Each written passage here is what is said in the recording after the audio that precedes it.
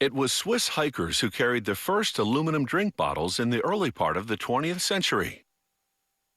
Today's lightweight bottles can be reused endlessly, meaning less waste in landfills. They can also be recycled, so making one is not a wasted effort.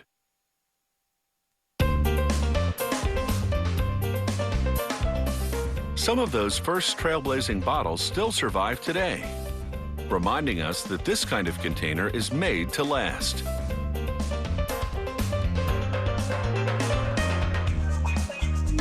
Today's bottle starts with an aluminum puck, 2 3/4 inches in diameter.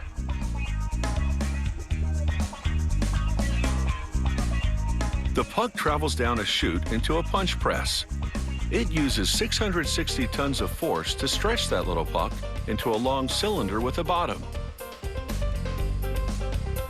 A blade chops the open end down to the correct size, and then a tool pushes it onto a conveyor that sends it down the line.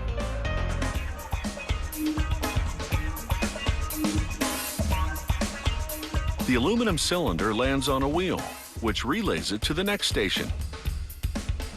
There, machinery moves the cylinder's open end into position for tools to squeeze it into a bottleneck. The tools pinch the metal a total of 26 times to draw the open end down to half its original diameter. This gentle forming process results in less stress on the metal.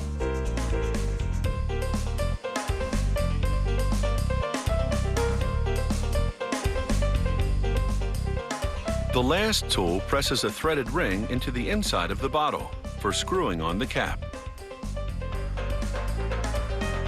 The process leaves the threaded neck a lot thicker than the rest of the bottle, so it will hold up to heavy usage. Now the bottles head into a wash station. They get a really good scrubbing to remove the lubricating oil from the forming process.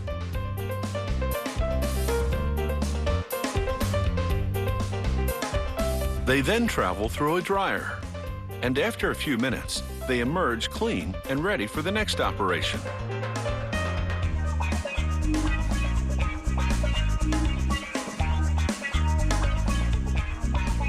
The interior wall of the aluminum drink bottle is about to be lined with a micro-thin high-tech polymer.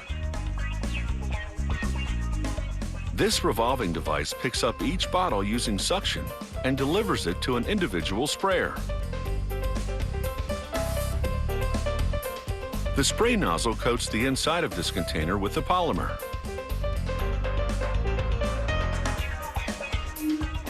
The liner has been specially formulated to be chemically inert, which means it won't absorb or transfer flavors.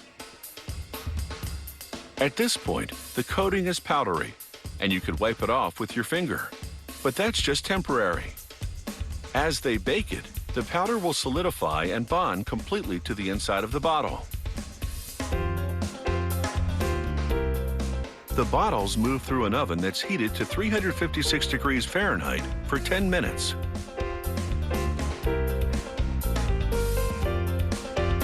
The liner doesn't add much weight to the bottle. Here they weigh one before lining and after, and the difference is just a few grams. Now the bottles spin by a gauntlet of spray guns for an even coat of paint. Like the inner liner, this outer veneer will need to be baked on. When it dries, the paint takes on a glossy look. An automated squeegee silkscreens designs onto the bottles.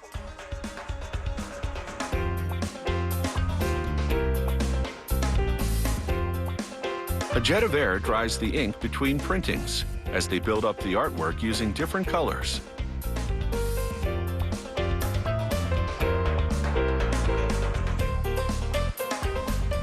And now it's time to screw on the cap. As she caps the bottle, this worker performs a final inspection of the product. From a small aluminum puck to a handy drink bottle, incredibly, this transformation has taken just 3 hours. And in its various styles, This reusable bottle is sure to make a lasting impression.